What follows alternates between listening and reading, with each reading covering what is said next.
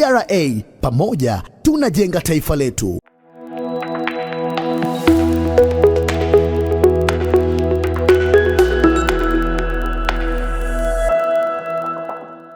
Mpenzi mtazamaji, tuko tena kwenye banda la TRA, watoa huduma hawa. Dada, habari yako? Salama.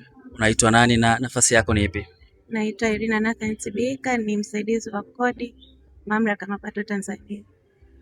Asante. Tunaona Mheshimiwa Mkuu wa Wilaya Juma Chikoka amesogeza huduma hizi karibu kabisa na wananchi, lengo ikiwa ni kuwahudumia wananchi kule waliko. Ninyi kama TRA mmelipokeaje mlipopata taarifa kwamba mnatakiwa kuja kutoa huduma mahali hapa? Tumelipokea vizuri na imetupa chachu kubwa sana kuwafikia wateja kwa karibu ili waweze kupata huduma hii kwa ukaribu, na tumeweza kutoa huduma ikiwemo kutoa elimu kwa walipa kodi ili waweze kupata elimu kwa upana na kuweza kulipa kodi kwa uhiari. Lakini pia tumeweza kutoa huduma ya kusajili tini kwa wafanyabiashara wapya, lakini na wale ambao walikuwa ni wafanyabiashara wa zamani hawana tini za biashara tumeweza kuwapatia. Lakini pia tumeweza kutoa elimu kuhusiana na watu wanaofanya biashara lakini hawafiki TRA, kwa maana kwamba wanajua wanatakiwa kupata leseni peke yake, ila tumetoa elimu kubwa kwamba kuna TRA wanatakiwa wafike TRA kwa ajili ya kupata makadirio. Okay, sawa. Mpaka sasa tangu zoezi hili limeanza mmeshahudumia wateja wengapi? Tumeweza kuhudumia wateja takriban 120, lakini pia na leo tunaendelea kupokea kama unavyoona, wamekuja kwa wingi na tunaendelea kutoa huduma kama kawaida. Changamoto gani mmekutana nayo katika kutoa huduma hizi kwa wateja wenu? Kwa changamoto hatujaweza kupata ya moja kwa moja, lakini ni kuelewesha, kutoa elimu kubwa kwa wateja na kuweza kuelewa kwamba TRA ipo na ipo tayari kuwahudumia, na tunatoa elimu, tunatoa huduma bora kwa kuwasikiliza sana. Mtu anapotaka kupatiwa TIN number ili aweze akatafute leseni ya biashara, vitu gani vya muhimu ambavyo anatakiwa kuja navyo hapa? Hapa kwa tukiwa bandani hapa, kitu kikubwa anatakiwa awe na NIDA, ndo anatakiwa kuwa nacho cha kwanza, lakini vitambulisho vingine kwa hapa tunashindwa kwa sababu hatuna biometrics au zile kamera za kupiga, lakini kwa mwenye tini anapata huduma ya moja kwa moja. Akija na NIDA anapatiwa tini yake hapa hapa. Anapatiwa hapa.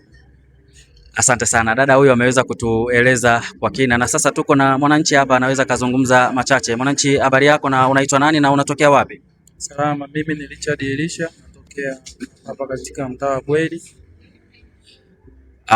Jambo hili la Mheshimiwa Mkuu wa Wilaya Juma Chikoka kusogeza huduma hizi karibu yenu kabisa, nyinyi kama wananchi mmelipokeaje na mmelichukuliaje?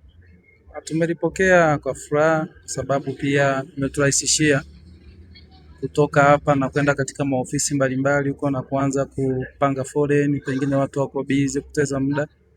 Lakini huduma ikiwa imesogea karibu kama hivi, tunapata muda wa kuja kufanya hata wakati wowote, ndio kwenye majukumu yako, lakini kwa baadaye unakuja unafanya kwa sababu huduma imesogea karibu. Wewe umekuja kufanya nini sana hapa? Hapa mimi nimekuja kufuatilia kwanza vyeti vya wanangu, alafu pia kuja kufanya maombi kuja kupata leseni. Ndio nimefanikiwa kwa kiasi kikubwa. Asante sana. Unawaambia nini wananchi wa maeneo haya ambao hawajafika na zoezi hili linaendelea?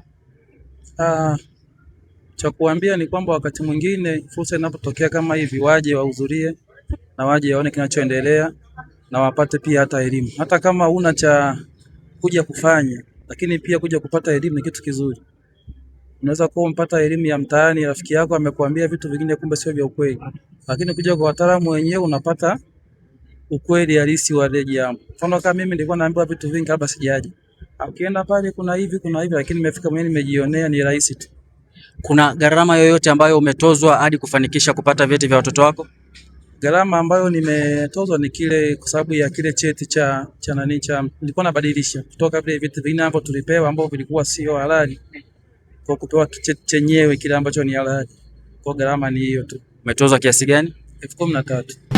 TRA, pamoja tunajenga taifa letu.